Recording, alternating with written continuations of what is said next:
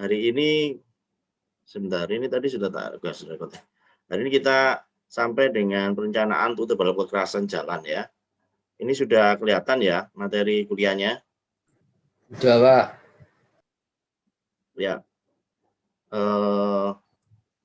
Untuk perencanaan tebal perkerasan, jadi kemarin itu kita belajar ya, sama-sama belajar terkait dengan apa, pengujian material ya, penyusun perkerasan jalan. Jadi kalau dilihat tebal perkerasan jalan itu yang namanya tebal perkerasan, itu dia ada 1 layer atau 2 layer gitu ya, perkerasan yang dia di atas tanah dasar ya. Dia punya tebal tertentu ya, punya tebal tertentu. Nah, tebalnya tadi itu diharapkan dia mampu menahan beban yang ada di atasnya ketika ada beban kendaraan lewat ya, maka besarnya beban tadi itu disebarkan ke permukaan jalan, dari permukaan jalan ke tanah dasar, sehingga beban yang terjadi yang awalnya itu katakanlah 100 ton misal gitu ya, sampai di permukaan tanah dasarnya itu mungkin menjadi misal 5 ton atau lebih kecil dari itu ya, tergantung dari tebal perkasanya tadi. Jadi tujuannya adalah menyebarkan beban tadi supaya beban yang diterima oleh tanah dasar itu menjadi lebih kecil, intinya itu ya. Jadi perkasan jalan itu suatu lapisan tambahan yang diletakkan di atas jalan tanah tadi, kita sebut tanah dasar, di mana lapisan tersebut terdiri dari material yang lebih keras, kaku dari tanah dasarnya. Ya. Nah, kemarin kita mempelajari yang di atasnya, lapisan surface-nya, ya. Bagaimana membuat campuran untuk aspal konkrit ini, lapisan surface itu yang di atas sendiri. Jadi kalau namanya yang tebal perkasan ini, yang di sini, perkasan jalan itu ada surface, ada base cost, ada subbase, ada subgrade yang paling bawah. Nah, kemarin kita di atasnya, di surface-nya. Jadi bagaimana mencampur agregat dengan aspal supaya mendapatkan kekuatan yang cukup untuk menjadi bahan perkasan jalan atau aspal konkrit ya, aspal konkrit tadi. Jadi ada persen aspal optimumnya berapa, kemudian berapa F1, F2, F3-nya itu di atas. Nah, sekarang kita merencanakan berapa sebenarnya, bukan hanya kualitasnya tadi, tapi tebalnya juga. Ya, tebal dari perkasan tadi itu berapa tebalnya ya. Ada 2 jenis perkerasan, kemarin saya di awal-awal sudah jelaskan, ada perkerasan fleksibel pavement, lentur, dan juga rigid pavement ya. Yang sekarang ini, pertemuan sekarang ini kita membahas bagaimana merencanakan tebal perkerasan tadi yang fleksibel pavement tadi dengan metode, beberapa metode ya. Yang awal ini kita dahului dengan metode namanya analisa komponen. Metode analisa komponen menjadi mungkin dasar awal ya, awal untuk perencanaan jalan itu kita biasa menggunakan namanya metode analisa komponen begitu. Nah, untuk bisa mendesain jalan tadi, konsep dasar perencanaannya mungkin kemarin sudah saya jelaskan ya, berulang-ulang bahwa tebal perkasanya itu harus tebal yang cukup, totalnya cukup, maksudnya tidak terlalu tebal, tapi juga tidak terlalu tipis. Pokok dia sesuai dengan volume traffic yang direncanakan akan melintas di situ selama umur jalan. Kemudian yang kedua, mampu mencegah air, masuknya air. Ya. Karena air ini sangat mempengaruhi dari perkerasan, kekuatan perkerasan yang ada. Ya. Jadi kalau air masuk ke dalam lapisan perkerasan kita, kemudian air itu tidak bisa kemana-mana, dia cenderung untuk, kemarin itu in the cost istilahnya gitu ya, menetap di bawah perkerasan tadi, maka dengan beban tertentu, maka air ini mempunyai efek namanya efek uplift. Jadi dia mendorong keluar gitu ya. Tekanannya kan kalau air itu bisa kemana-mana. Nah kalau dia mendorong keluar, maka tekanan yang terjadi tadi, air ini bisa keluar melewati celah-celah retaknya tadi. Nah kalau retaknya dia keluarnya itu hanya keluar air tidak apa-apa, tapi kalau bawa material di bawah perkerasan jalan itu yang berbahaya ya. Sehingga apa? Konsep dasarnya itu mampu mencegah air itu masuk ya, sehingga lapisan atasnya surface-nya itu dia harus tebal tertentu, kemudian bagaimana kualitas dengan apa perkerasannya, ya itu yang nomor 2. Kemudian nomor 3, permukaannya rata tapi tidak licin dan awet terhadap distorsi lalu lintas dan cuaca. Kemarin saya contohkan, kalau keramik itu dia rata, tapi dia tidak cocok untuk bahan perkasan jalan, ya karena terlalu licin, ya. Dia harus punya nilai kekesatan tertentu, yang namanya apa perkasan jalan itu, ya, dan awet terhadap distorsi atau apa repetisi beban yang terjadi. Nah ini ya, tadi dengan beban yang ada tadi, bebannya tadi yang diterima oleh tanah dasar itu menjadi lebih kecil ya besarannya karena dia tersebar merata ke sebagian dari lapisan tanah dasarnya itu. Kalau dilihat di sini ada kalau untuk struktur perkasanya itu dia di atas itu dia tekan, tapi yang di bawah dia tarik ya sehingga dengan adanya tekan dan tarik ini maka struktur perkasan itu harus mampu menahan itu. Ada tekan dan tariknya tadi. Yang kuat menahan tekannya itu adalah agregatnya tadi.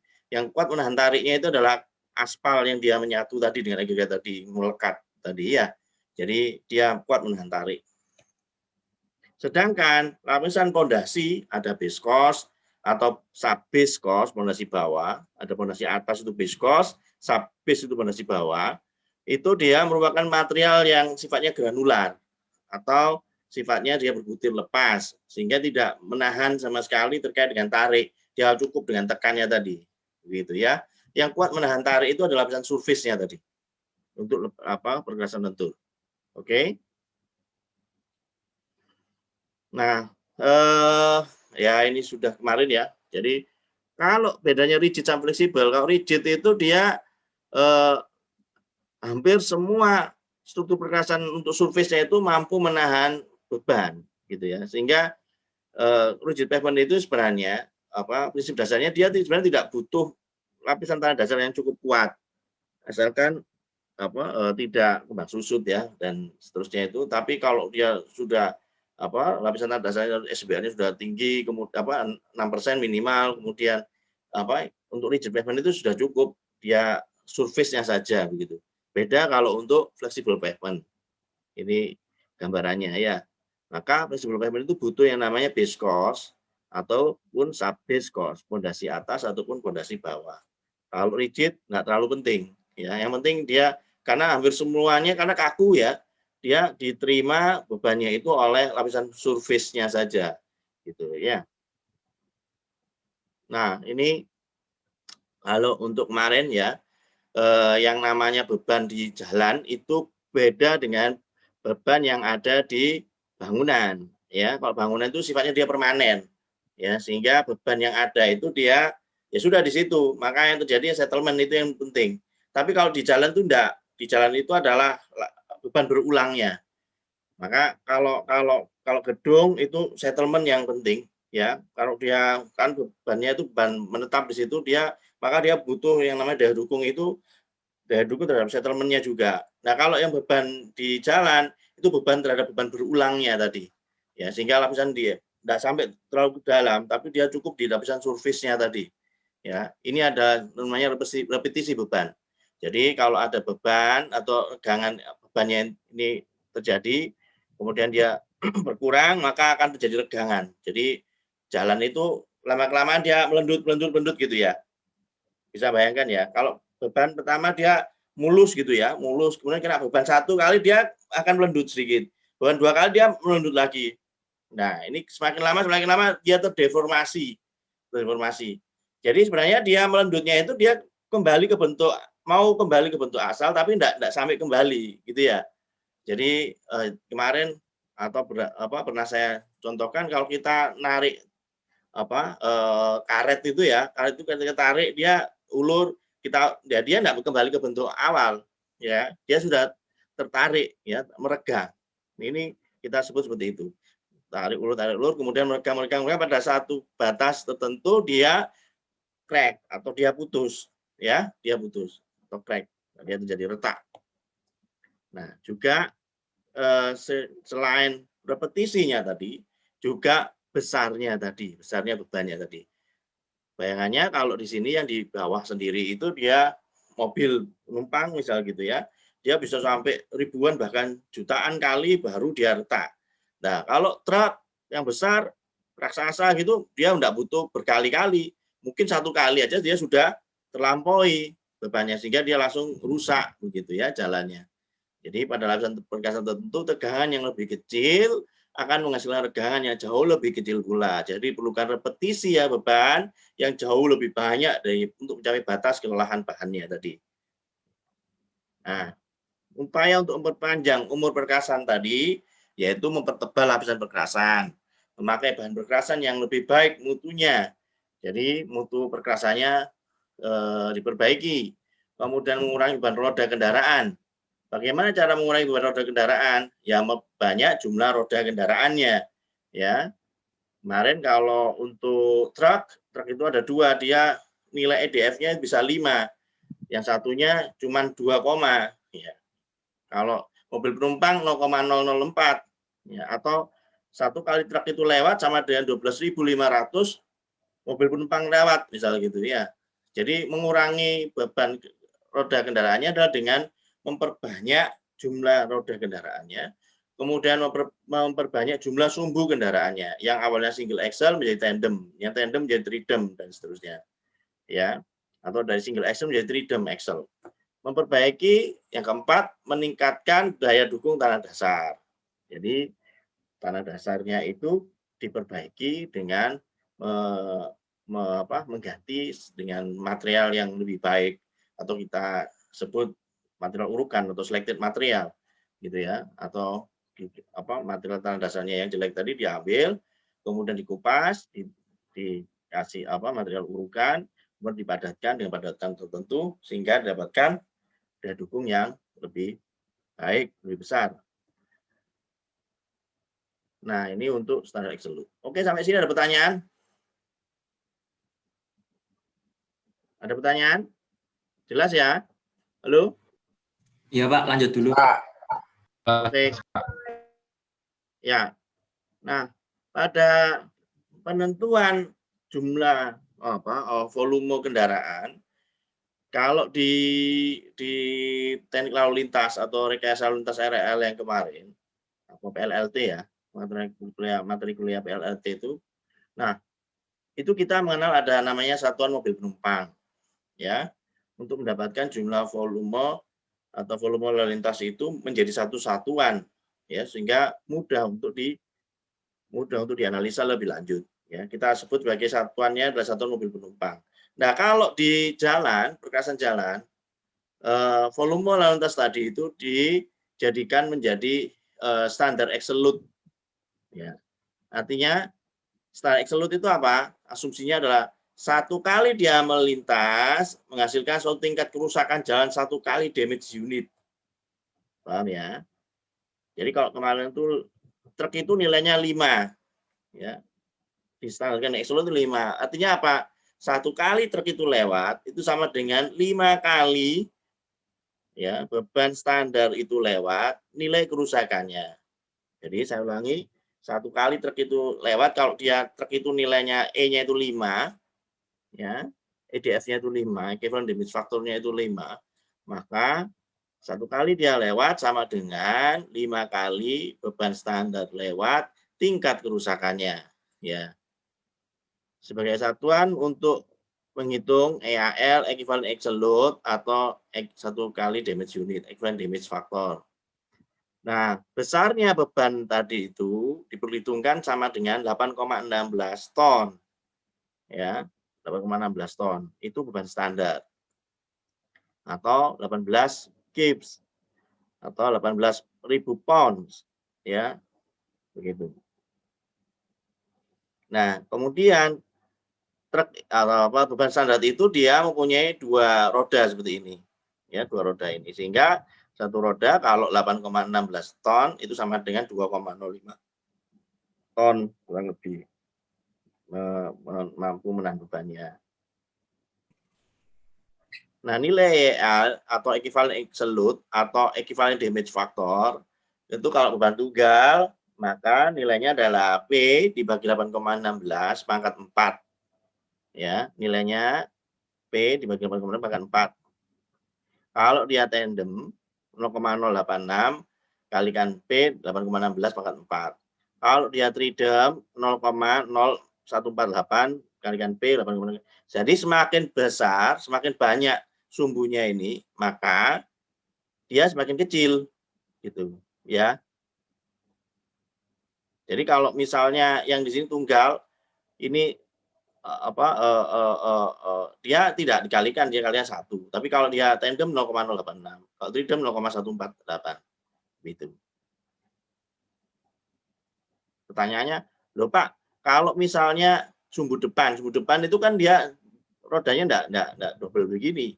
Nah, kalau untuk metode MAK menjadi sama nilainya ya, P bagi 8,2 pangkat 4 menjadi sama seperti itu.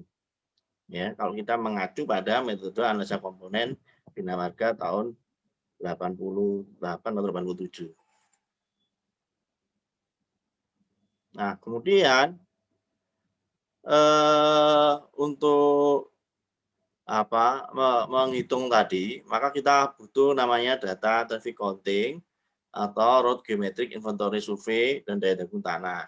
Itu data primer. Data primer itu data yang dilakukan pengukuran langsung di lapangan.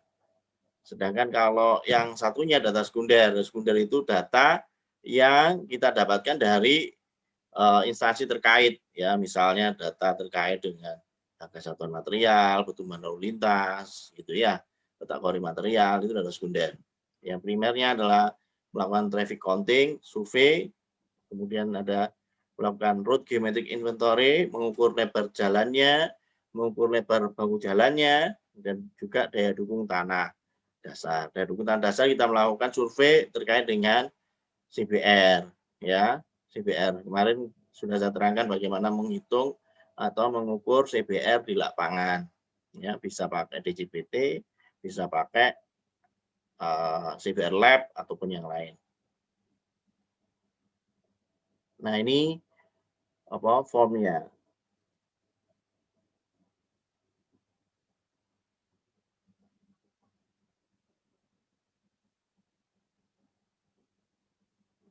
Kemudian ini volume trafficnya, ya, contoh ini coba Anda lihat ini, coba Anda lihat. Ini loh, ini bak truknya ini sudah dimodifikasi, ya.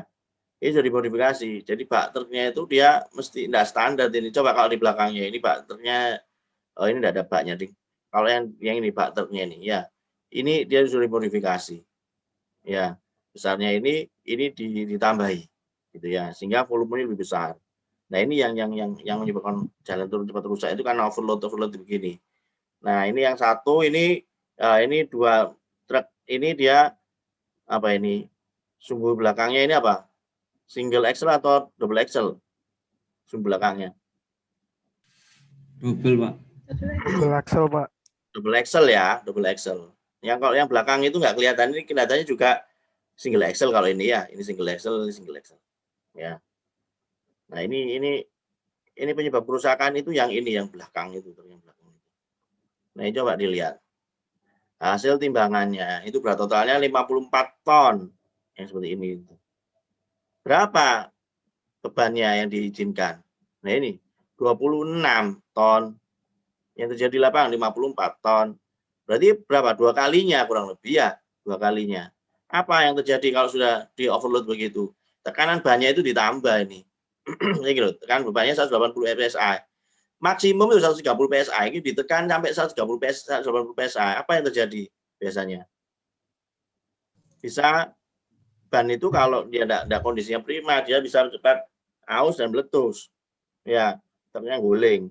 Apalagi kalau dia tidak dikasih tekan ban yang besar begini, dia tambah cepat rusak, meletus, dia bannya mengguling ternyata. Ya. Ya, supaya dia ini bisa ngangkut, kemudian dia selamat, ya wes ditambahi tekanan tekanan bannya itu sampai 180 PSI. Apa yang terjadi di situ? Ya, jalannya rusak. Ya, tekanannya itu semakin tinggi, artinya jalan itu semakin besar menerima beban, gitu. Ya, itu yang menyebabkan kerusakan jalan. Terus belum lagi yang overload seperti ini 54 ton. Kalau tadi itu ini kan 2 kalinya ya. Coba Anda lihat. Ini kalau misalnya ini 1 kalinya, misal gitu ya. 1 kalinya itu kan pangkat 4 ya 1. Tapi kalau 2 kalinya berapa? 2 pangkat 4 berapa? 16. Ya, 16 kalinya. Jadi artinya jalan itu cepat rusak begitu kalau bebannya itu menjadi overload. Nah, ini beban maksimum standarnya 18,2 ton. Maksimum di lapangan bisa sampai 24 ton. 25 ton, ini bisa 54 ton. Ya, 42 ton yang seperti ini maksimum di lapangan bisa 70 ton. Loh, kok bisa Pak 70 ton? Wong ini kayak dia mangkutnya peti kemas. Kalau seperti ini biasanya enggak ngangkut peti kemas. Ya, sampai 70 ton itu. Biasanya dia pakai saksakan itu. Ya, kalau misalkan truk trailer yang gini ngangkut saksakan, wes itu bisa dipastikan overload sudah. Ya, bisa dipastikan overload begitu. Oke, sampai sini ada pertanyaan? Lanjut ya. Oke. Kalau yang ini roda tunggal. Kalau yang begini merah ini berarti rodanya ganda. Ya, ini roda ganda. Oke. Ini roda ganda. Kalau yang begini ini rodanya tunggal. Makanya di situ T1.2 minus 2.2 itu maksudnya 1 di situ adalah rodanya tunggal. Kalau 2 itu rodanya ganda. Ya, ini loh, Anda lihat ini. Trailer 1.2 minus 2.2. Ya, kalau dia sifatnya itu menumpang begini itu minus. Tapi kalau dia gandeng, ya ini gandeng, ini 1.2 plus, ada plusnya ya. 2.2. Nah, kalau begini bagaimana? T1 ya, ini 1.22. Bukan T1.2.2, bukan, tapi T1.22. 22 itu berarti kalau 22 ini tandem. Ya, ini tandem 22. Tapi kalau 2.2 ini 2.2. Nah, ini dia single axle, bukan tandem. Ya. Oke. Ada pertanyaan? Ini ya, kamu harus bisa baca ini loh ya. Yang ini loh, yang kodenya itu loh. 1.2, 1.22, 1 ya. Pak izin tanya. Yang ini 1.2 minus 22 mestinya. Bukan 2.2 ini ya, salah ini. 22. Oke, yang ini. Oke, ada pertanyaan? Lanjut dulu Pak. Ya, oke. Nah, ini contoh form surveinya. Ya, survei traffic counting. Jadi, apa ini? Ini misalnya, ini ada waktu, ya, waktu itu golongan. Kemarin waktu Anda RLL itu, PLLT itu kan Anda sudah buat ini ya. Ada golongannya 1, 2, 3 dan seterusnya. Ini adalah golongan untuk kendaraan sesuai dengan form survei yang dikeluarkan oleh Bina Marga. Oke.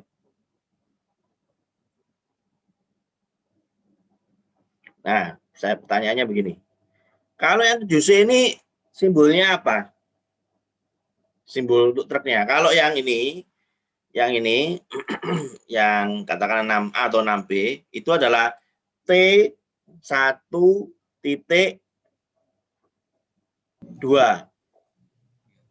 Ya, kalau yang 6A 6B itu T1.2. Nah, kalau yang itu apa?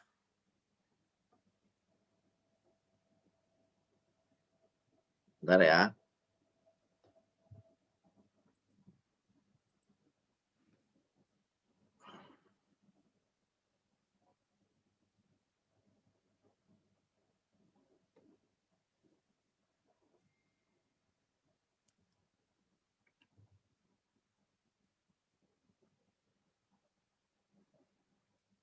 Misal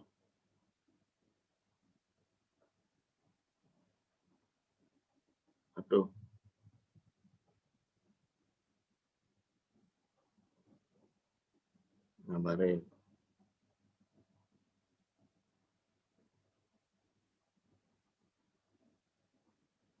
Ya. Ini adalah T1.2. Ya. Nah, kalau misalnya yang satunya lagi begini.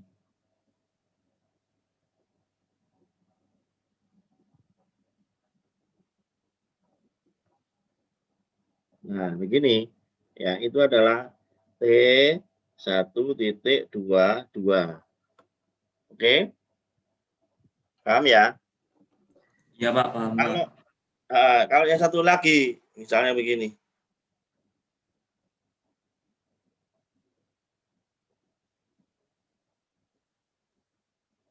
Ini ya. Ini ada begini, begini. Ini begini, begini, begini. Nah, ini adalah T1.22 minus 222. Ini.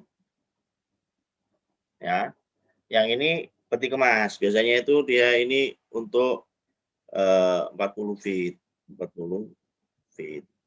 Ya, peti kemas. Atau 2 TEUs. TEUs. Berarti TEUs. Ya. Kalau satu TEUs itu kan 20 feet equivalent unit. TEUs itu singkatnya 20 feet equivalent unit. Jadi kalau yang panjang begini 2 TEUs 40 feet. Ada lagi misalnya begini. Ini sama ya. Cuman di sini gini, ini begini, ini bisa begini. Nah, ini yang kecil, ya. Ini yang 1 TEUs ya itu ya, TEUs. Ini yang 20 feet, panjangnya ini 20 feet. Yang ini panjangnya 40 feet ya. Gitu. Ya, ini besarnya bisa sampai 35 ton. Satu ini ya. Nah, seperti ini. Ini berarti berapa ini? Ini apa ini? T apa ini? T apa lagi? Ayo ngomong. T T1.2 minus 22. Ya. Nah, kalau 22 begini, ini yang dinamakan tandem. Yang ini adalah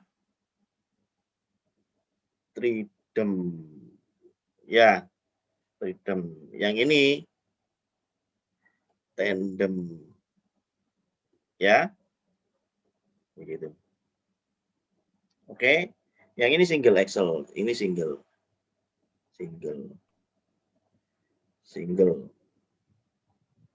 Ya, single axle. Nah, kalau tandem yang ini ya, ini E-nya itu sama dengan 0,086 ya dikalikan dengan P dibagi 8,16 pangkat 4. Ya. Sedangkan ya, kalau yang single seperti ini, single itu E-nya adalah sama dengan P dibagi 8,16 pangkat 4. Nah, kalau pakai caranya MAK yang satu ini, yang ini, itu sama, E-nya itu dianggap sama dengan P 8,16 pangkat 4. Itu kalau MAK ya. Tapi kalau nanti cara yang lain ada besarannya. Sebenarnya tidak boleh sama. Ya, tidak boleh sama. Oke, sampai sini ada pertanyaan. Ini saya hapus dulu ya.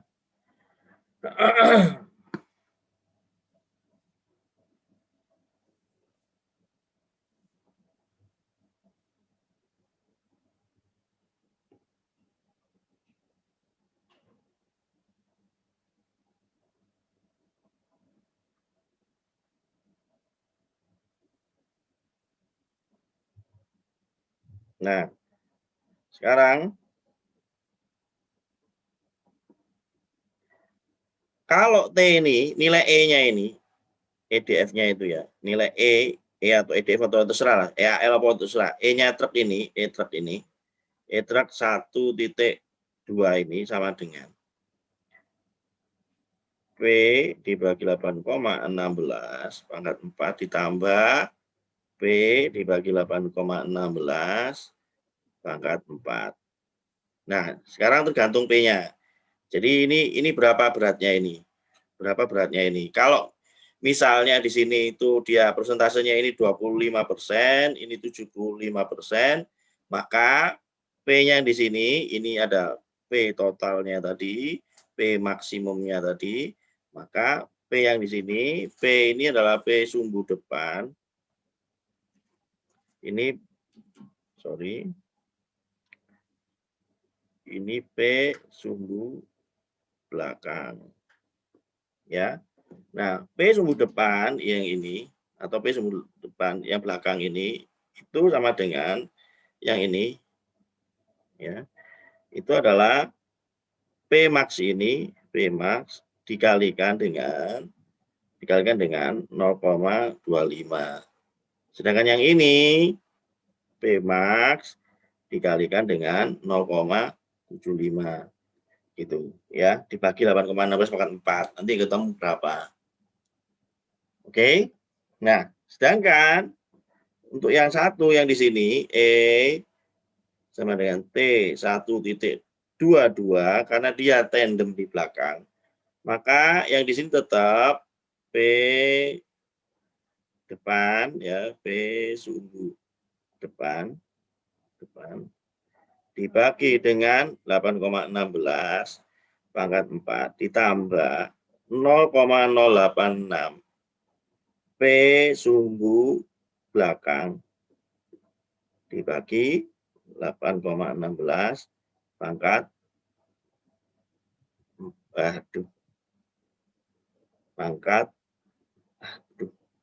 4 ya, 4 gitu ya. Ya, pangkat 4 ya. Kayak iso nulis ya, gini.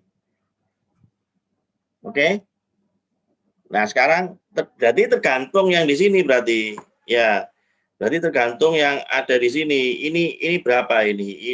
Ini berapa persen? Ini juga berapa persen? Nah, ini harus dihitung. Ya, ini berapa persen? Ini juga berapa persen? Nah, terus bagaimana cara hitungannya? Dia di jembatan ditimbang. Ya. Lupa di lapangan itu tidak semua truk itu sama. Paham ya? Jadi ada kemungkinan di sini dia ngangkutnya cuma setengah, ada yang dia sampai full, ada yang dia sampai overload misal gitu. Iya. Nah, terus gimana? Nah, nanti dari beberapa pengukuran itu dibuat rata-ratanya pakai 90% sama lebih besar sama seperti yang caranya CBR kemarin itu. Ya, dipakai yang mewakili gitu. Ya. Nah, atau kamu bisa pakai tabelnya Bina Marga yang kemarin. Nanti akan saya tunjukkan. Saya sini ada pertanyaan. Jadi besarnya ini itu bisa pakai tabelnya Bina Marga atau pengukuran di lapangan. Ya, besarnya ini bisa pakai tabel atau bisa pakai hasil pengukuran di jembatan timbang. Ya. Habis ini ada pertanyaan? Saya tanya? Belum, Pak. Belum ya. Belum itu berarti masih bingung ya. Atau sudah cukup jelas? Oke. Aman, Pak, Mas. Aman ya. Ngerti ya. Oke. Bentar, ini kalau mau Stop screen. Nah.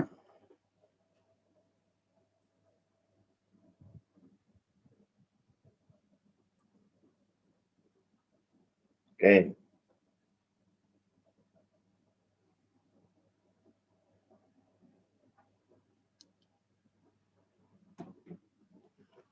Nah, saya mau tunjukkan yang tadi sebentar. Nah ini.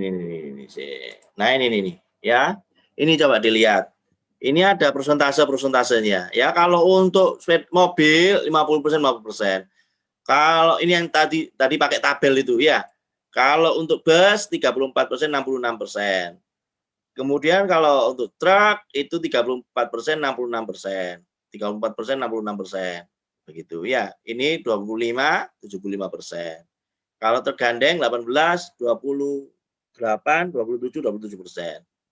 Kalau untuk trailer 18 41 41. 18 28 27 27. Atau 54% yang belakang. Gitu. Jadi kalau Anda tidak melakukan pengukuran di jembatan timbang, Anda bisa pakai ini persentasenya tadi. Oke? Ada pertanyaan? Jadi kalau misalnya ini hasilnya 70 ton itu kan total, ya, berat kendaraan kosong sama muatan. Berarti kalau untuk depan berarti ya 70 ton dikalikan dengan 18% dibagi 8,16 pangkat 4. Ya. Nah, kalau yang belakang, yang sumbu belakang, karena dia ini tandem, maka dikalikan 0,086 ya, dikali P dulu ya, P-nya dikali 70 ton dikalikan 54% dibagi 8,16 pangkat 4 hasilnya berapa dikalikan 0,086. Gitu. Ya. Sekarang pertanyaannya. Nah, kalau yang ini gimana? Ada yang tahu? Imaduddin. Kenapa, Pak? Ini, ya yang ini. Ini kan 75% ya. Ya. Ya. Berapa besarnya yang di sini? Pertama, ini tandem apa single Excel? Tandem, Pak. Tandem. Berarti kalau tandem dikalikan berapa? 0,086 ya. Ya. Berarti berapa? Nilainya yang di sini 0,086 dikali itu 75% dikali berat totalnya 54 ton. Dibagi berapa? 8,16. Oh iya, 8,16 dipangkat 4. Nah, 8, jadi harus dikalikan jadi gini. 75% dikali 54 ton dibagi 8,16 pangkat 4, hasilnya itu baru dikalikan 0,086 ya. Jadi jangan yang di awal 0,086 itu masuk di kurung, enggak. Jadi dia di luar kurungnya. Paham ya? Ini loh, cuma loh. Nah, ini loh. Jadi yang ini 0,086 kali P 8,16. Nah, P-nya ini tergantung dari persentasenya tadi. Ya. Oke. Berarti ngerti ya semuanya ya, insya Allah ya. Nah, selanjutnya yang termasuk dalam inventaris data adalah road geometric inventory ini. Jadi berapa lebarnya badan jalannya, berapa lebar bahu jalannya. Misalnya kita mau merencanakan untuk pelebarannya itu dia butuh lebar berapa ya sampai dengan memanfaatkan bahu jalan yang ada di situ. Nah, ini harus ada. Ini contoh saja, contoh untuk inventarisasi geometrik jalan. Form survei-nya seperti ini, contoh. Anda kalau mau buat yang lain ya silakan, tidak ada patokannya. Nah, sekarang kita masuk ke perencanaan tebal bekasan itu langsung. Jadi kalau kita sudah dapatkan data volume lalu lintasnya, volume data terkait dengan geometrik jalannya, maka kita sekarang menghitung tebal bekasannya. Khusus untuk metode analisa komponen, kita menggunakan nomogram, ya, menggunakan nomogram. Nah, nomogramnya itu ada 9 nomogram. Ya, ini contoh aja nomogram yang kedua. Penggunaan nomogram yang ada di sini itu apa? Terdiri dari, bentar ya, ada yang bocor soalnya. Ya, ini. Oke. Penggunaan nomogramnya ini, ya, ini ada apa ini? DDT, kemudian ini LER, ada ITP, ya, ada FR. Nah, penggunaannya begini. DDT itu adalah nilai CBR, ya. LER ini nanti yang kita hitung. Kemudian ini ada indeks tebal perkerasan ITP. Nah, ini sebelum dikoreksi. Nah, setelah dikoreksi dengan faktor regional FR, maka ini ada ITP yang apa ini pakai topi. Ya, ini yang kita pakai nanti nilai ITP-nya itu, indeks tebal perkerasannya. Ini nomogram yang kedua. Nomogram kedua ini cocok untuk nilai IPT 2,5 sedangkan IP 0-nya itu 3,9 dan 3,5. Apa itu IPT, apa itu IP 0? Nanti kita akan lihat. LER itu apa, DDT apa, ITP itu apa, dan seterusnya. Oke, yang jelas kita menggunakan nomogram, Mesiku. Ada 9 nomogram, kita pilih salah satu nomogram yang cocok untuk jalan kita. Pilih satu. Ya. Melihatnya nomogramnya, milihnya di mana? Melihat ini, IPT sama IP 0 yang cocok. Berarti IPT sama IP 0 itu nanti ditentukan atau dihitung. LER juga dihitung. Rumusan umumnya, kalau kita mau menghitung benar, pakai ASTO 72, maka rumusannya ini. Log WT 18 sama dengan 9,36, log ITP 1, ITP tambah 1, minus 0,2 GT, dan seterusnya. Ya. Di mana WT 18 itu adalah weight 18 kip, maksudnya gitu ya. Yang dibutuhkan dengan faktor regional selama umur jalan. Jadi log WT 18 itu adalah apa? Repetisi beban yang terjadi selama umur jalan. Dilogkan. Rumusnya ketemu ini. Ya. GT itu rumusnya adalah log IP 0 kurang IPT dibagi IP 0 kurang dikurangi 1,5.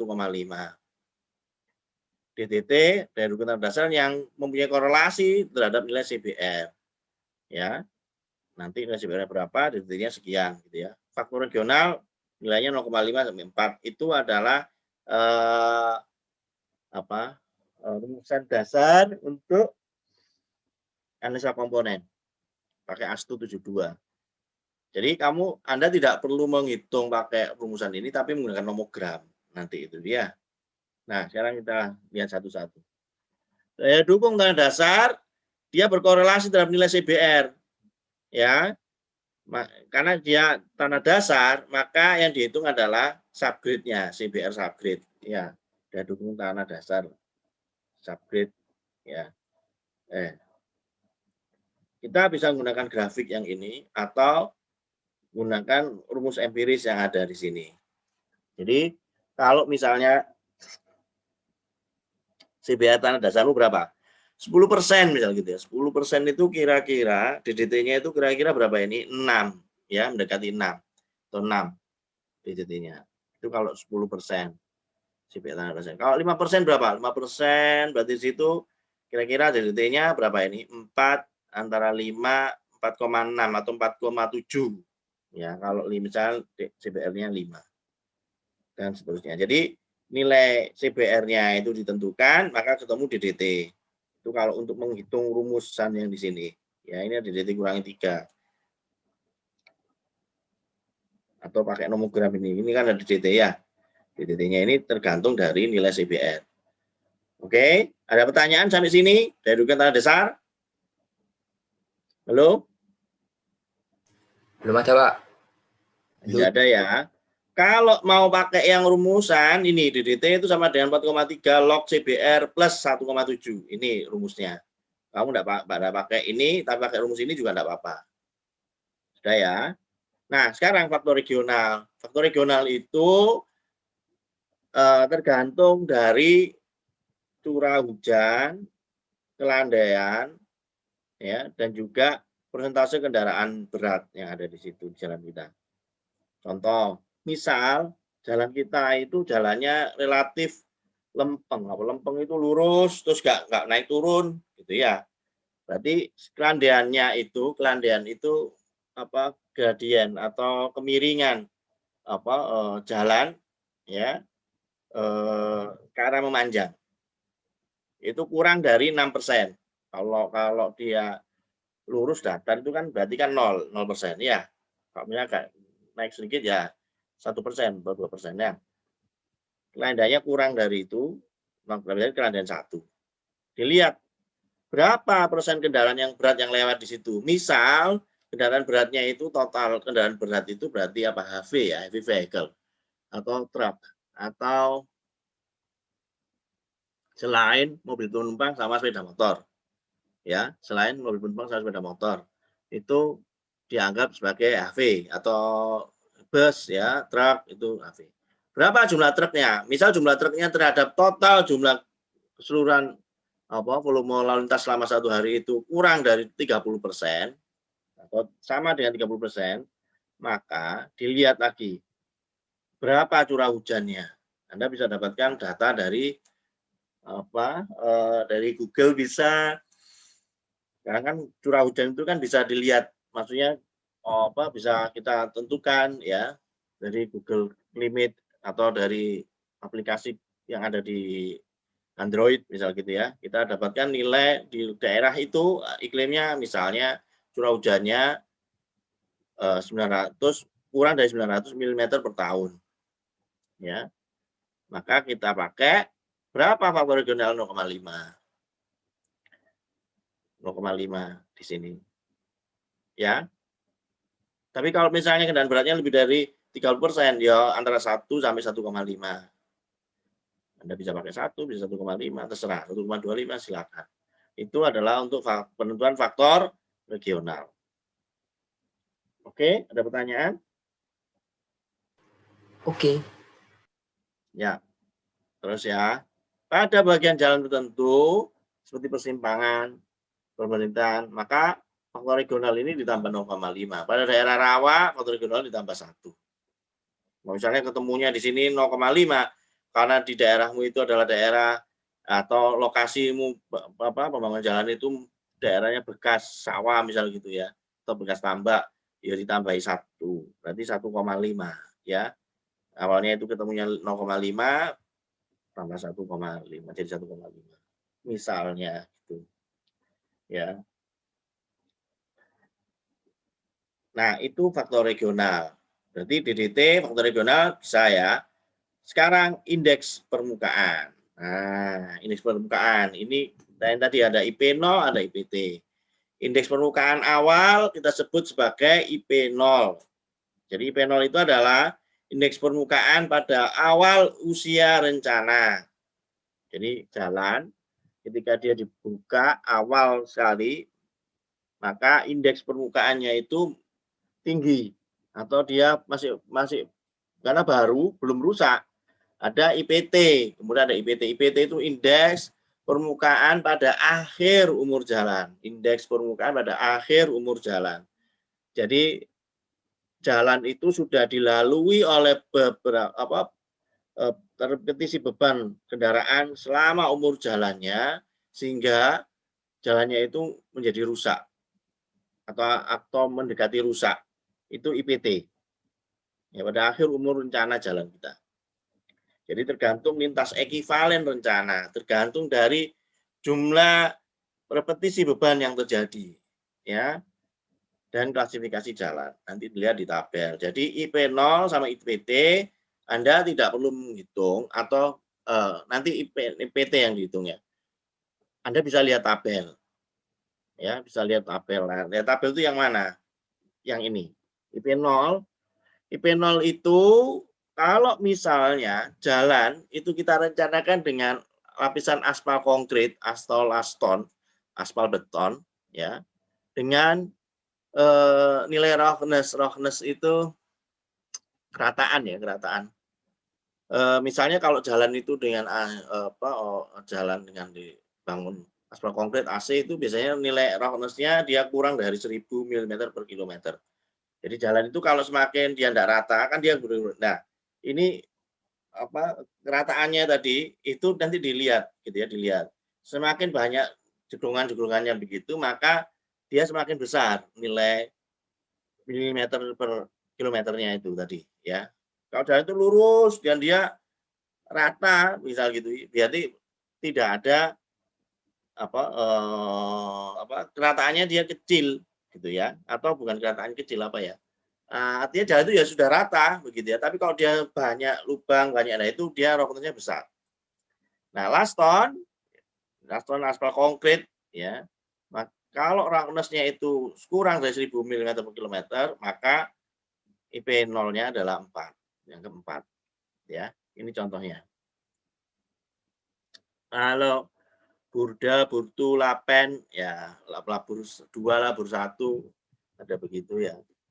Terus ada lapisan penetrasi, lapen. Nah, ini beda dengan lastol. Kalau lapen ini lebih banyak agregatnya itu ya, agregat. Nanti komposisi agregatnya semua ini tergantung ada latasir, ada jalan tanah kerikil. Kalau jalan tanah kerikil ini sudah tidak mengacu yang adanya roughness-nya ini ya. Jadi nilainya B0 kalau jalanmu itu dibangun di awal itu dengan lapisan aspal konkret AC, maka biasanya nilainya B0 adalah 4 atau lebih sama dengan 4. Lebih besar atau sama dengan 4. Oke. Sedangkan IPT nilai IPT didapat dari tabel ini. Tergantung apa? Nilai lintas ekuivalen rencana. Nah, ini nanti yang kita hitung. Lintas ekuivalen rencananya dan klasifikasi jalan dulu. Klasifikasi jalan yang ada. Jadi ada lokal, kolektor, arteri, dan tol. Jadi kalau misalnya jalan tol itu IPT-nya itu 2,5. Awalnya itu 4 misal gitu ya. Menjadi 2,5 pada akhir umur jalan. Jadi kalau 2,5 itu artinya apa? Kalau jalan tol itu dia 2,5 diharapkan pada akhir umur jalan itu masih cukup baik. Sehingga jalan tol itu tidak boleh kurang dari 2,5 nilai IPT-nya. Ya, kalau dia kurang dari 2,5 itu berarti jalannya itu sudah rusak, hampir parah. Ini ya, IPT itu ya, kalau nilai 1 itu jalan rusak berat. IPT 1,5, jalan dengan tingkat pelayanan yang rendah, jalan tidak terputus. Ya, kemudian IPT sama dengan 2, jalan dengan tingkat pelayanan yang rendah bagi jalan yang masih mantap. 2,5, kondisinya masih cukup bagus, baik. Itu tapi sudah mendekati mau rusak, gitu ya. Ini 2,5. Kalau jalan tol, jalan arteri itu biasanya kalau LIR-nya itu volume trafiknya itu besar, maka dia diasumsikan dia 2,5 nilainya. Jalan nasional ya, itu dia 2,5, jalan tol 2,5. Oke. Itu IPT dan B0. Sampai sini ada pertanyaan? IPT sama IP0. Nah, IPT ini kita harus tahu nilai LIR-nya. Nanti habis ini LIR kita akan jelaskan. Saya akan jelaskan. Bisa ya? Jadi IP0 Anda tinggal menggunakan tabel ini, tinggal jenis lapis perkasaan pada saat umur jalan, awal umur jalan itu aku merencanakan dengan perkasaan jenis apa ya. Kalau laston, las butak, lapisan aspal, buton, agregat, ya, HRA dan seterusnya.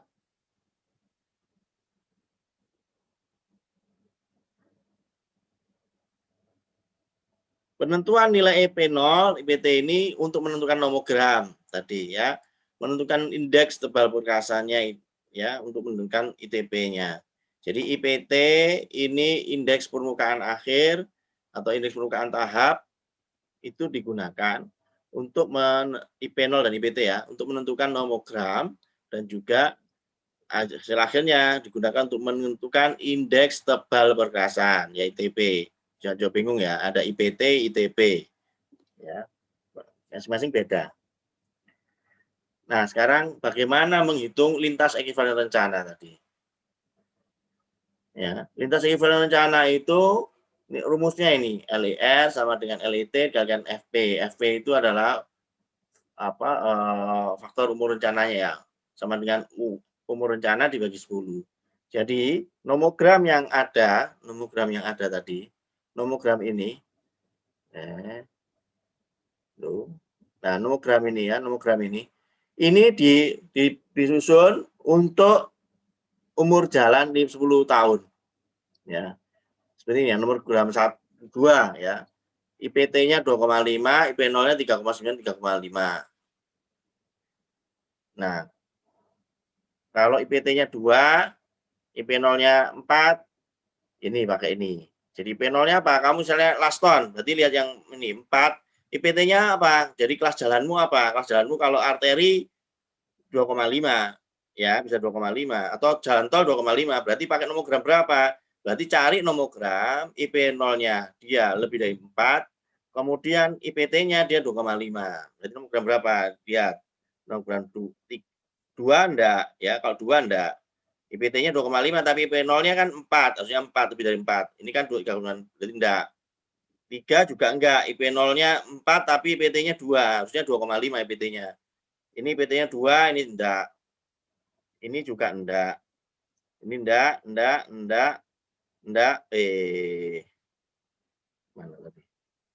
IPT-nya 1 ya. Mana IPT 1? Yang nomogram 1, nomogram ini nomogram 4. Loh, mana nomogram? Nomogram 1-nya mana? Ya, ini nomogram 2. Nah, Anda bisa pakai yang di sini ya. Ya, ini misal 2 ini nomogram 3. Jadi 2 ini 4 ya. Bentar, nomogram 1 789.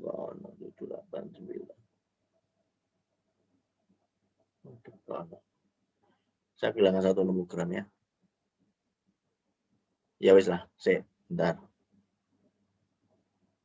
Ini. Ini nomogram 1 ya, nomogram 1. Di sini ternyata ya. Nomogram 1, IPT-nya 2,5, IP0-nya 4. Berarti pakai nomogram 1. Nanti Anda bisa pakai nomogram 1 ya, yang ini. Itu kalau jalan tol. Kalau jalan arteri juga sama. Arteri primer ya, jalan lokal arteri jalan bukan tol, non tol yang arteri primer. Nah, ini pakai ini. Jalan nasional 2,5 ya. Ini tadi dulu.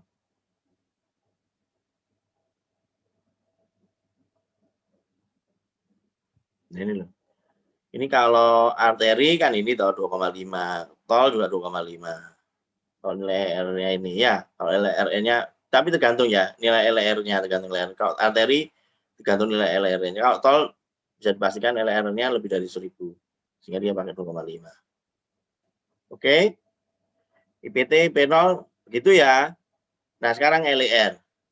LER itu rumusnya ini, LET kalikan FP. Nah, nomogram tadi itu disusun untuk umur jalan 10 tahun. Jadi kalau umur jalanmu kamu menentukan 5 tahun, ya berarti 5 dibagi 10. FP itu adalah setengahnya. Jadi LER itu adalah LET dikalikan setengah, dikalikan FP.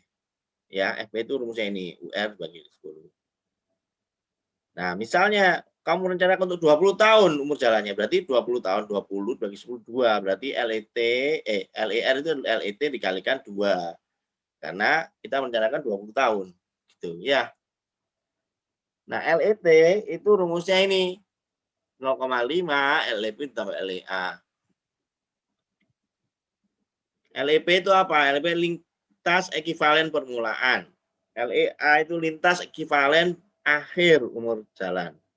Nah, untuk mendapatkan nilai LEP dan LEA, LEP itu ini sigma LHR dikalikan dengan 1 plus I pangkat N kalikan C kalikan E. LEA juga demikian. Karena ini selama umur jalan berarti UR-nya. Kalau 20 tahun ya ini ya 20 gitu ya. Kalikan C kalikan E.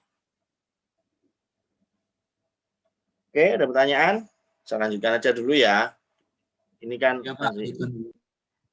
lintas ekivalen rencana. Contoh ya.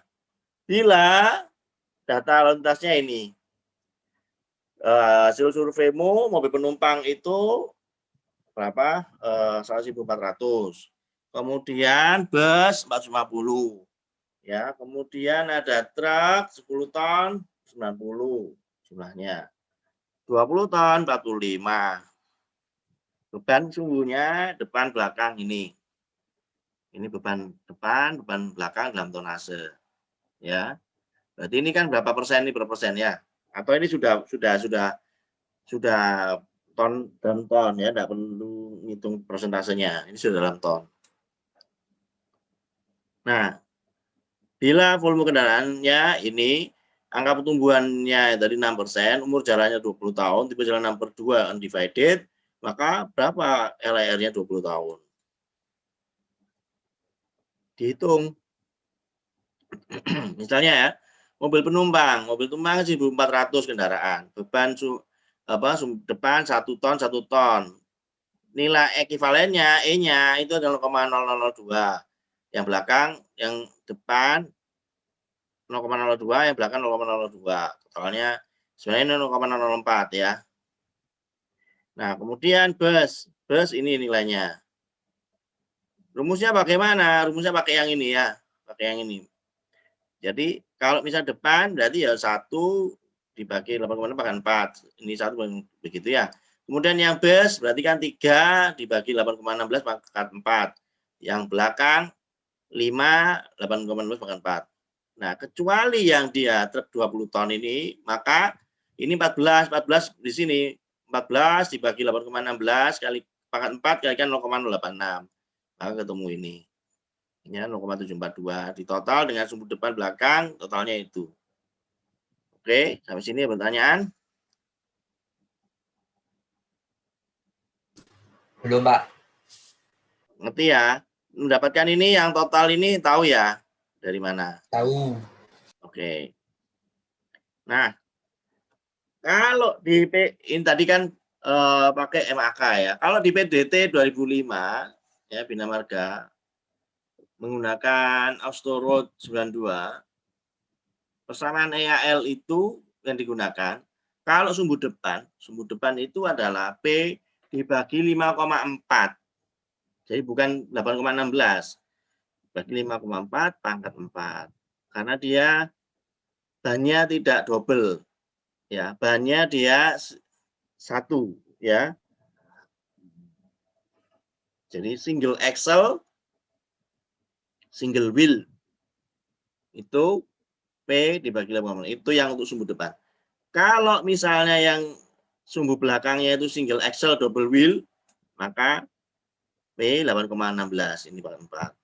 Kalau dia tandem double axle double wheel, P dibagi 13,76. Jadi tidak dikalikan 0,086 lagi, tapi langsung P dibagi 13,76 pangkat 4. Nah, kalau tridem P dibagi 18,45 pangkat 4.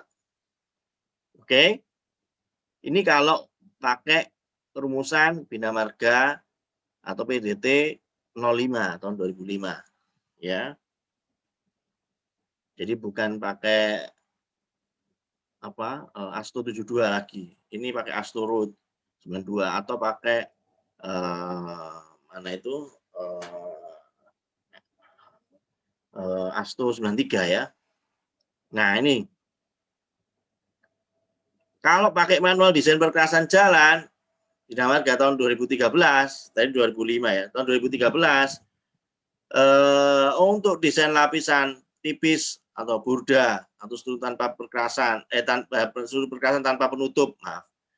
Maka ini dia pakai rumusan yang di sini. Tapi kalau dia untuk desain struktur perkerasan lentur ya dengan memperhatikan beban yang overload misalnya gitu ya, atau ini sudah pakai pangkat 5. Jadi tidak pakai pangkat 4. Ya. Pakai pangkat 5. Jadi kalau untuk AC, aspal konkrit, itu pangkat 5. Tapi kalau untuk lapis tipis burda, itu dia pakai pangkat labur 2 ya, burda itu dia pakai pangkat 4. Begitu. Ya, kalau ini pakai desain MDPJ tahun 2013 Bina Marga. Nah, kalau hasil penelitiannya Pak Catur, pangkatnya pangkat 6. Iya, pangkat 6 ini. Ya, seharusnya pangkat 6, bukan pangkat 5 lagi. Ya, gitu. Guys, ini itu teorinya ya. Maksudnya itu kita bisa pakai yang sekarang. Ini kita kembali lagi. Ya, kalau kita pakai MAK, ya kalau MAK. Ini caranya dulu ya MAK. Dasarnya itu. Nah, sekarang menentukan lintas ekivalen rencananya tadi. Kan kita tadi kan sudah tahu ya apa besarnya sebelum ini ya. Nilai ekivalennya ini ya. Nah, sekarang kalau kita punya data LHR bagaimana menentukannya gitu ya. Nah, sebelum menentukan itu kita tentukan dulu C-nya. Jadi C itu adalah koefisien untuk lajur rencana. Jadi begini, jalan kalau kita mau merencanakan tebal perkasan, maka kita menentukannya adalah pada lokasi jalan itu yang sering dilalui oleh kendaraan berat. Yang paling, jadi jalan itu kan dia misalnya ya kalau 2/2 sih enggak masalah. Tapi kalau 4 lajur 2 arah, 4 lajur 2 arah, 4/2 undivided misalnya gitu, atau 4/2 divided terserah. Pokoknya dia 4 lajur. Kalau 4 lajur, kemungkinan besar jalur atau lajur yang dilalui oleh kendaraan berat itu yang di mana kira-kira kalau menurut kamu? Ada 4 lajur ya. Berarti kalau misalnya ini kita memperhitungkan LHR, LHR itu kan total 2 arah ya. Sehingga kita kan harus menentukan satu lajur untuk satu arah ya yang kira-kira paling dominan atau paling banyak dilalui kendaraan berat. Kalau menurut Anda dari 4 lajur ini atau kita eliminasi 2 lajur dulu ya, kita 2 lajur untuk satu arah ya. 2 satu arah. Kira-kira kalau 2 lajur satu arah ini yang paling banyak dilalui oleh kendaraan berat itu lajur yang mana? Kira-kira. Kiri, Pak. Yang paling kiri. Yang paling kiri itu berarti yang lajur paling luar ya? Iya, Pak. Lajur paling luar. Lajur yang paling luar. Kalau itu di jalan tol mungkin. Ya, kalau di jalan tol mungkin. Tapi kalau kita melihatnya itu di jalan arteri biasa, ya, jarang truk itu yang dia lewat di jalur yang paling luar. Lajur yang paling luar. Sorry kok jalur. Lajur yang paling luar. Jarang. Kenapa kira-kira? Banyak anak kecil di situ. Banyak sepeda motor, banyak orang naik sepeda. Nah, ini mengganggu. Ya, sehingga banyak sekali kendaraan berat itu memilih yang dia lajur paling dalam, yang dekat dengan median. Ya, itu kalau di jalan arteri. Kalau jalan tol mungkin dia lajur paling luar. Ya. Nah, sehingga yang namanya C itu adalah menentukan berapa sih volume lalu lintas itu sebenarnya yang paling banyak dilalui oleh kendaraan berat tadi. Yang paling, jadi kita merencanakan kira-kira kalau misal dengan volume traffic 100 misal gitu, kan tidak 100 itu dia melalui kan ada yang lajur yang paling besar, yang paling besar, yaitu nanti yang ditentukan. Itu nilai C. Nah, berapa nilai C-nya itu pakai tabel ini. Ini tabelnya.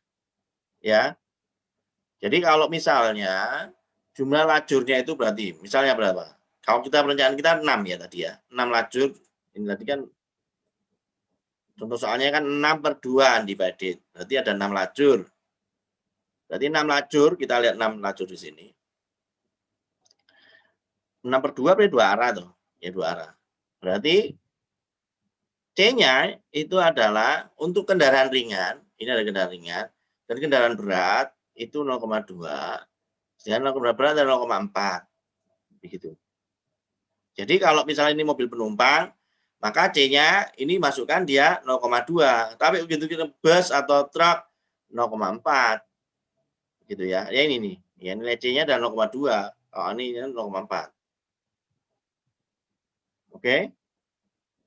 Sampai sini paham ya? C itu apa? Paham ya? Iya, Pak. Ya, oke. Nah, kalau misalnya dia dua lajur dua arah, berarti kan dua lajur ini ya. Dua arah, berarti nilainya C-nya berapa? Kalau untuk kendaraan ringan 0,5, berat 0,5.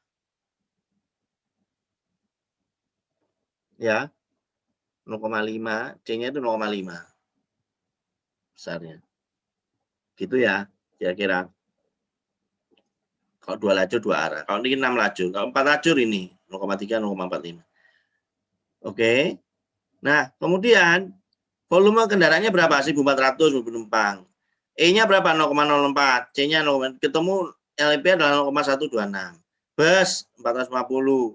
Kalikan E, kalikan C, ketemu ini. Dan seterusnya. Ini di total. Di total berapa? 60, ini berapa? 60, ya. Ya, 60,065. Nah, pertanyaannya apa sih artinya ini? Kira-kira menurut kamu apa? Ada yang tahu? Nilai total LEP-nya lintas ekuivalen permulaan itu adalah 60,065. Artinya apa kira-kira? Menurut kamu apa artinya?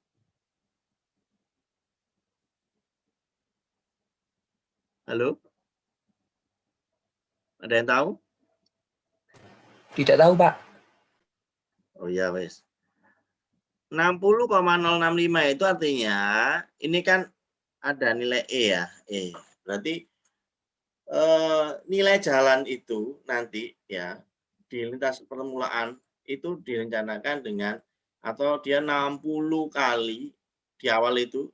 Jadi nilai LHR pada saat itu sama dengan 60 kali beban standar itu lewat. Gitu ya. 60 kali beban standar lewat. Jadi 60,065 ini.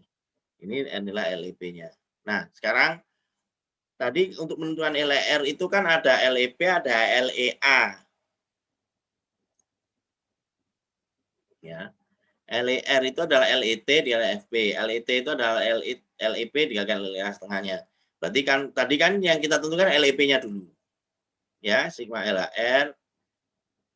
Nah, kok ini ada pangkatnya, Pak? I kemudian ini pangkat N. Kenapa Pak harus ada begini? Nah, kalau Anda merencanakan jalan itu misalnya begini, surveinya tahun 2021 misal gitu ya. Kemudian jalan itu dibangun dan awal mula dibuka itu kira-kira dari Anda butuh 2 tahun dibangun konstruksi kemudian 2 tahun. Baru 2023 itu dia awal mula dibuka. Nah, berarti LEP-nya ini itu harus memperhatikan faktor pertumbuhan lalu lintasnya. Karena katakanlah kita butuh misalnya untuk perencanaan, kemudian untuk konstruksinya atau perizinan, perencanaan, perizinan, baru konstruksi, itu kira-kira butuh waktu 2 tahun misal gitu ya. Sampai dia jalan itu benar-benar dibuka. Dari 2020 itu jalan itu direncanakan di awal, survei di awal. 2021 ya. Kemudian butuh waktu 2 tahun berarti 2023. Nah, berarti kita harus memforecast volume lalu lintas yang dari data yang sekarang 2021 sampai ke awal mula jalan itu dibuka LEP-nya itu. Berarti ini harus dikalikan dengan faktor pertumbuhannya. Pangkat N-nya berapa? Kalau misalnya 2 tahun ya 2 tahun. Kalau misalnya cukup 1 tahun ya 1. Gitu ya. Tinggal 1 plus I. I-nya berapa? Lah, I-nya pertumbuhannya itu Anda bisa mengasumsikan gitu ya. Kalau misalnya mobil penumpang berdasarkan data pertumbuhan PDRB per kapita misalnya gitu ya. Kalau bus misalnya jumlah penduduk misalnya gitu. Ya, karena angkutan penumpang umum. Kalau truk misal PDRB tingkat perekonomian produk domestik regional bruto. Kalau mobil penumpang itu kan berarti tingkat perekonomian masing-masing orangnya itu berarti PDRB dibagi jumlah penduduk ketemu PDRB per kapita. Ya. Nah, ini 60 teman-teman. Terus ya. Lanjut ya. Ini waktunya sudah mau. Nah, sekarang ini tadi LEP. Oke. Ya, anggap saja bahwa jalan itu dibuka, misalnya kita surveinya 2021 ya dibuka di 2021. Ya. Dianggap seperti itu. Sehingga tidak ada faktor pertumbuhan di sini. Oke. Nah, sekarang LEA. LEA itu apa? LEA itu adalah gampangannya LEP, nilai LEP setelah akhir umur jalan. Jadi LEP itu permulaan sampai akhir umur jalan, misalkan 20 tahun, ya nanti di forecast sampai umur jalannya itu di 20 tahun. Jadi LEP dikalikan 1 plus misalnya 6%. 6% itu ini faktor pertumbuhannya, ya faktor pertumbuhannya I-nya 6%, misalnya gitu ya. Berarti di sini 1 plus 0,06 pangkat 20 ketemu 192,637. Artinya apa? Selama umur jalan tadi, pada akhir umur jalan itu diperkirakan ada 192 kali ya kendaraan itu beban standar lewat. Gitu ya. Nah, kita menghitung LIT-nya. Jadi kalau pakai metode analisa komponen itu yang beban yang 1 hari tadi, volume LEP tadi 1 hari, LEA-nya sampai sekian tahun tadi, itu dilihat faktor pertumbuhannya ya 192,637 ini. Ini LEA. Nah, kemudian LET adalah setengahnya atau rata-rata dari LEP dan LEA 126. Dan LER itu adalah LET dikalikan faktor penyesuaiannya tadi. Karena 20 tahun dibagi dari 2. Berarti 252,702. Berarti nilai R-nya 252. 252 dilihat. 252 kan antara 100 sampai 1000 LER-nya. Berarti kalau jalannya itu arteri, maka termasuk di situ 2 IPT-nya itu adalah antara 2 sampai 2,5. Kita pakai IPT-nya adalah 2,5, diambil 2,5. Oke, dengan LER 252 ini. Ya. Nah, IP 0-nya pakai apa? Tadi kan pakai Laston. Nah, ini Laston berarti pakai 4. Berarti IP 0-nya lebih dari 4. Nah, kemudian faktor regional. Faktor regionalnya katakanlah ini ya. Curah hujannya bla bla bla ketemu 0,5. Dari dokumen dasarnya, misal dari dokumen dasarnya dilihat ini ternyata IPN 2,9. Harusnya ini kan tidak cocok untuk bahan perluasan jalan, ini harus diperbaiki dulu sampai mendapatkan CBR 5% atau yang bersyaratkan atau 6%. Dikatakan 6% CBR-nya, ketemu DTT-nya 5 misal gitu ya. Ini contoh aja ya, ini contoh. Ini mestinya harus ada perbaikan tanah dasar. Ya, karena 2,9 itu tidak cukup untuk jadi perkerasan tanah dasarnya. Oke. Nah, sekarang kita gunakan karena tadi kan IP 0-nya itu 4, lebih dari 4, sedangkan IPT-nya 2,5, kita gunakan nomogram 1. Ini nomogramnya. Ya. Oke. Sampai sini ada pertanyaan untuk menentukan nomogramnya dulu. Nggak ada ya. Nah, sekarang kita lihat nilainya ITP-nya ini. Ada IPT, ada ITP ya. Jangan sampai bingung ya. Yang dihitung adalah ITP-nya. ITP yang pakai topi ini. DDT-nya berapa? Tadi katakan tadi ketemu DDT-nya 3,8. Ya, sebenarnya 2,9. Dari CBR segmen yang ada. Ini CBR-nya, nilai CBR-nya, kemudian dihitung CBR segmennya ketemu 2,9. DDT-nya 3,8. Yang ini cara menentukannya yang kemarin itu loh. Yang 90% sama lebih besar. Ya. Jadi pengukuran itu kan di lapangan, Anda pakai DJPT ya, atau pakai CBR Lab atau apapun ya. Pokoknya itu di sepanjang jalan, katanya 1 kilo misal gitu ya. Ada di sini ada 8 kali pengukuran CBR. Nah, dari CBR itu nanti ditentukan berapa sih CBR yang mewakili di lokasimu itu. Ya, ada 2, 3, 4, 4, 4, 4, 4 ini karena di titik ini pengukuran pertama, kedua, ketiga, bukan kedua, ketiga ya. Misalnya di situ sebelumnya itu di titik ini 4, sini 2, sini 3, sini 4, sini 4, 4, 4 misal gitu ya. Nah, kemudian dari hasilnya itu diurutkan itu dari nilai yang paling rendah ke yang paling tinggi, yang ini diurutkan ini. Nah, nilai CBR 2 itu jumlahnya sama atau lebih besar daripada 2 itu berapa? Misalnya kan 2 ada 8. Berarti 8 100%. Kalau 3 berapa? 3 yang sama dengan 3 atau lebih besar dari 3 ada 7. Karena kan dikurangi cuma 2 ini. Nah, nilai sama dengan 4 6. Dia sama besar atau lebih besar dari 6 ada 2 karena ada 2 di sini. 6 dan 8. 2 dan seterusnya ini. Kemudian ini dibuat grafiknya. Ditentukan 90% sama atau lebih besar. Ketemu di sini 2,9. Nah, 2,9 itu di DT-nya kira-kira 3,8. Oke. Nah, ini 3,8 di situ. Nah, LR-mu tadi kan 250 sekian ya, 250 ini di sini. Kemudian ini ditarik garis ketemu ITP tanpa sebelum dikoreksi faktor regional. Faktor regional 0,5 ketemu situ. Sehingga ITP-mu adalah 9,2, 9,4. Nah, sehingga ITP itu rumusnya adalah A1, D1, A2, D2, A3, D3. Di mana A1, A2, A3 itu bisa Anda lihat di tabelnya ini. Ya, ini A1, A2, A3. Di mana A1 itu kan kita pakai laston. MS-nya berapa? Misalnya MS-nya kita pakai yang besar, 744 kg. Stability-nya 0,4 enggaknya A1-nya. Kalau kita laston MS-nya misalnya kecil 340 kg, ya ini 0,3. Tapi ini kita rencanakan kan jalan arteri dengan status yang tinggi berarti ini 744 ya 0,4. A2 biro A2 590.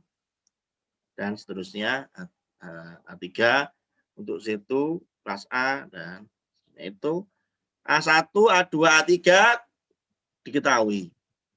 Ya. Kemudian D1, D2, D3, ini kita lihat tabel. Ya. Di tabel ini adalah tebal minimum. Jadi kalau dulu kita merencanakan karena yang paling murah itu kan kalau misalnya ada surface, ada base cost, ada subbase, itu lapisan subbase yang paling murah. Sehingga yang lapisan surface itu ditentukan tebal minimum, lapisan base cost ditentukan tebal minimum. Sehingga yang variabel adalah yang ada di bawah ini. Ya. D1, D2 pakai tebal minimum. ITP ini diketahui dari nomogram ini. Ya. Sehingga D3 bisa dicari. Benar enggak? Ya. Nah, ITP tahu, A1 tahu, D1 tahu, D2, Nah, yang belum tahu D3, sehingga D3 ketemu 30 cm. Nah, ini jadi tebal penguasanya ada 7,5, 10. 7,5 dari mana? Tebal minimum ini kita pakai las buton, itu ya 7,5. Ya. Lapis permukaannya ini. Ya. Kemudian lastonnya 7,5. Kemudian lapis pondasi atas 10, laston atas misalnya gitu, pakai laston atas atau batu pecah ini 20. Ya, Pak, batu pecah ini kita pakai apa D2-nya bisa 20 ya. Kalau misalnya ini pakai 10 enggak apa-apa, ini bagi laston atas yang begitu. Oke. Nah, sehingga ketemu 47,5. D3-nya 30, total tebal perkasan itu 47,5 gitu. Sayangnya cara ini adalah cara yang salah begitu atau belum benar. Ya, pakai tebal minimum ini belum benar. Ya. Ternyata di lapangan banyak sekali rusak jalannya karena kita membutuhkan tebal minimum gitu. Ya. Nah, terus tebal yang baik yang bagaimana? Nah, perencanaan tebal perkasan yang baik itu adalah merencanakan sesuai dengan CBR-nya. Ya, CPR-nya, CPR tanah dasarnya. Sehingga kalau misalnya tadi kan cuma satu, ya, berarti begini. Ya, yang ini.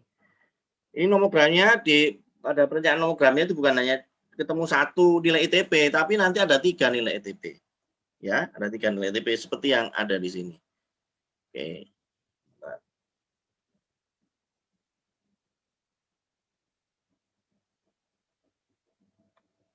Nah,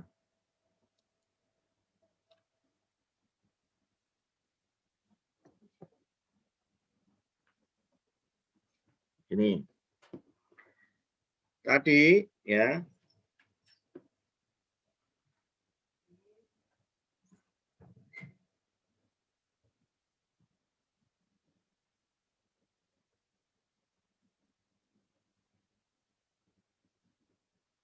Ya. Yang namanya tebal perkerasan itu adalah ini tadi ada begini ya. Ini ada D1, D2, D3. Ya. Ini adalah lapisan surface. Ini adalah base course.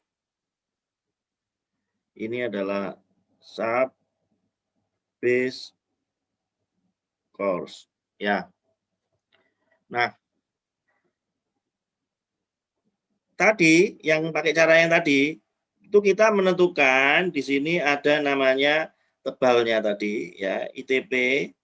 ITP itu adalah A1, D1, A2, D2 tambah A3, D3. Ya. Yang di sini pakai D1, D2 itu pakai tebal minimal. Ya. Nah, yang dicari ini yang dicari. Nah, ini yang dicari. Sehingga nah, ternyata cara ini adalah cara yang ini yang belum benar. Ini yang belum benar. Ya. Yang benar bagaimana? Yang benar itu begini. Jadi dulu zaman saya kuliah itu ya salah, yang ngitungnya salah. Jadi benar itu enggak gitu. Ya, nah, kamu tahu yang benar. Yang benar adalah menghitung ITP itu nanti ada 3. Ini ITP itu ITP itu ada ITP 1 sama dengan A1 D1. Ada ITP 2, ini ada ini ya. A1 D1 ditambah A2 D2. Nah, ada ITP 3 A1 ditambah D1 A2 D2 ditambah A3 D3. Ya. Jadi nilai ITP itu nanti ada ITP 1, 2, dan 3. Nah, sekarang menentukan bagaimana cara menentukannya. Kita lihat satu-satu. Ya, kita lihat satu-satu. Pertama adalah menentukan nilai ITP 1 dulu.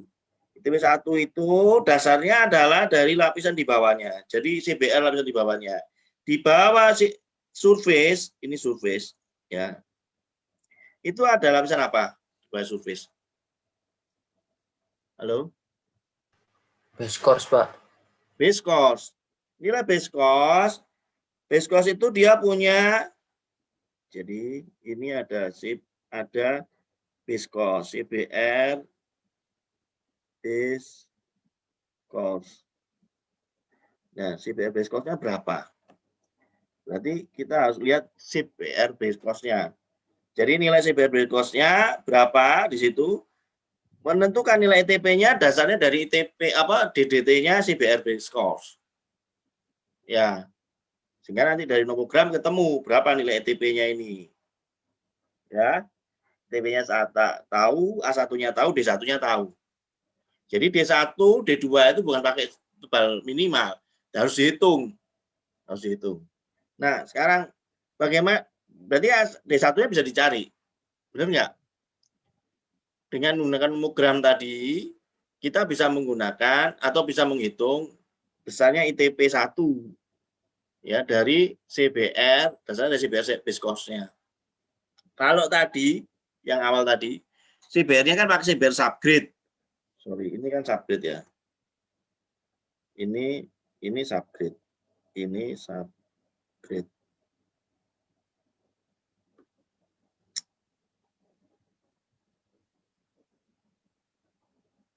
Ya. CBR subgrade itu minimal nilainya adalah 6%. Ya, 6%. Nah, tadi kan ketemunya berapa tadi? 2, sekian atau 3,8 untuk DDT-nya. Nah, ITP 3, ya kalau ITP 3 itu CBR-nya dari CBR subgrade, ya. Tapi kalau ITP 1, CBR-nya adalah dari CBR base cost. Nah, sekarang ITP 2 dari mana? ITP 2 itu dari yang ini, ya ini, itu dari CBR apa? Kalau surface ITP 1 dari base cost. Berarti dari CBR-nya sub base cost. Ya. CBR sub base cost. Itu berapa CBR-nya? Biasanya kalau misalnya ini kan CBR-nya nilainya biasanya ya. Yang di sini itu CBR-nya 80% misalnya gitu ya.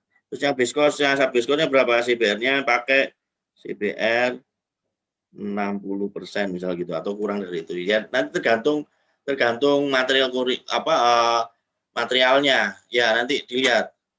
Kita lihat ya nanti materialnya itu bagaimana cara menentukan materialnya. Itu ya. Sehingga ITP D1-nya kan ketemu. D1-nya kan ketemu. Ya, D1-nya ini kan ketemu.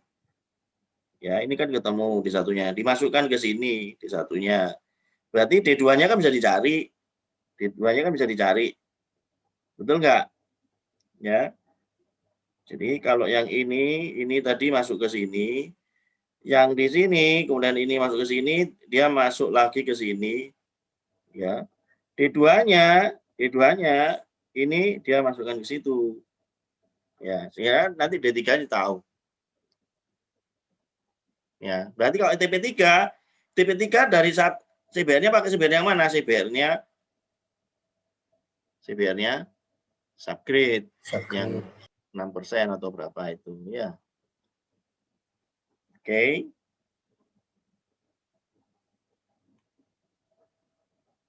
Sekarang mulai lagi. Nah, ini loh.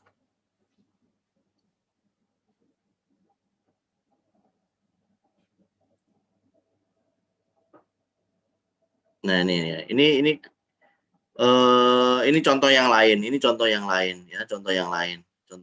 Bila diketahui bla bla bla bla gini, kita hitung nilai E-nya, kemudian kita tentukan, ya ini nilai E-nya ya. Kemudian nilai kita tentukan LER-nya, LEP, LEA, LET, LEP itu ya, seperti itu ya. Nah, kemudian kita ternyata gunakan nomor 4. Ya.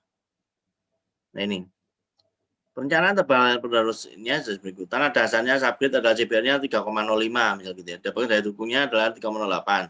Maka LR 80 average-nya diperoleh ITP-nya adalah 8,5.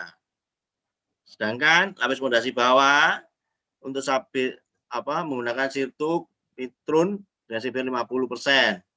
Ya. LR-nya 80, average-nya 1,5. Maka ketemu tadi ITP 2-nya. Ini ini ITP 2 ya. Ini ITP 3, ITP 2. Kemudian yang di atas ini ITP 1. Lapis fondasi atas, base cost-nya dengan menggunakan batu pecah. CBR-nya 80%. 80%. Maka didapatkan DDT-nya 3,2. Ini contohnya di sini. Jadi yang ini, yang di sini, ini kan ada lapis permukaan. Tadi kan DDT-nya berapa? DDT-nya kan ketemunya berapa tadi? 9,8. Ya, kan CBR-nya 80%. Itu kalau di ini 9,8. Ya, 9,8, tarik garis ke situ, ketemu di sini nilai ITP 1 3,1. ITP 2 itu di sini. CBR-nya 50%, sehingga DDT-nya adalah 9,1. 9,1 di sini. tarik garis di situ, ketemu ini ITP 2, 3,5. ITP yang bawah, ya ITP 3, ini 8,5. Sehingga dari ini tebal lapisannya adalah ITP-nya 1 tadi A1 D1. A1-nya karena dia pakai aspal konkret tadi ya, tergantung dari surface-nya tadi kita pakai bahan apa materialnya A1 itu ya 0,35 misalnya gitu. Ketemu D1-nya 8,85 cm. Ini kan lebih besar dari 5 cm atau lebih besar dari 7,5 tadi ya. Sehingga katakanlah ini dibulatkan ke atas. Kalau merencanakan tebal itu kan perkasaan itu kan susah kalau dia enggak 8,85 misal gitu ya. Terus kamu rencanakan di lapangan 8,85 lebih caranya. Ya coba dibulatkan ke atas. Berarti pakai tebal 10 cm misal gitu. Ya, 10 cm. Nah, kemudian 10 cm harusnya ini D1-nya itu bukan 8,85 tapi 10 cm sudah. Ini harus 10 cm. Sehingga nanti D2-nya akan ketemu berapa tebalnya. Mestinya kalau ini kita pakai 10 cm, maka D2-nya ini ketemu lebih kecil lagi. Nah, kalau sudah lebih kecil ini, berarti kan dia harus pakai tebal minimum. Nah, ini baru benar pakai tebal minimum. Tebal minimum ada 20 cm, berarti pakai 20 cm. Begitu. Ya. Jadi surface-nya 10, tebal minimum di bawahnya 20 cm. Nah, tebal di subsan D3-nya karena tadi sudah masuk semua, harusnya ini adalah tadi berapa? 10, ini masukkan 10 bukan kok 9,4 berarti terkondisi. Ya, kemudian yang ini bukan 3,09 tapi ini ada 20, ketemu nanti D3. D3-nya berapa di situ ya? Mungkin tidak sebesar ini. Ya, tidak sebesar ini. Begitu. Ya. Ini juga masih salah ternyata. Begitu ya caranya mendapatkan nilainya. Ada pertanyaan?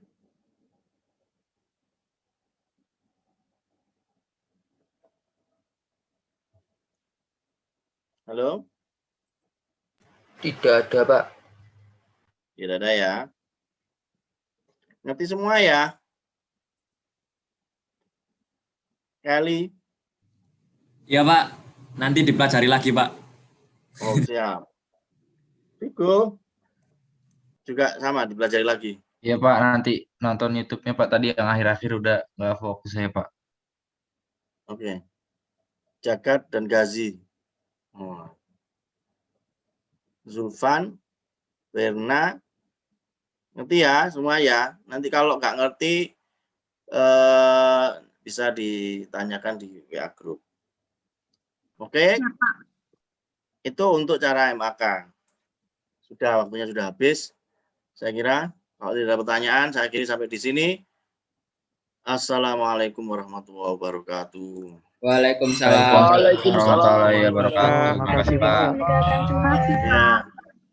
Salam sehat selalu ya. Oke. Ya, Pak. Sama-sama Pak. Yuk.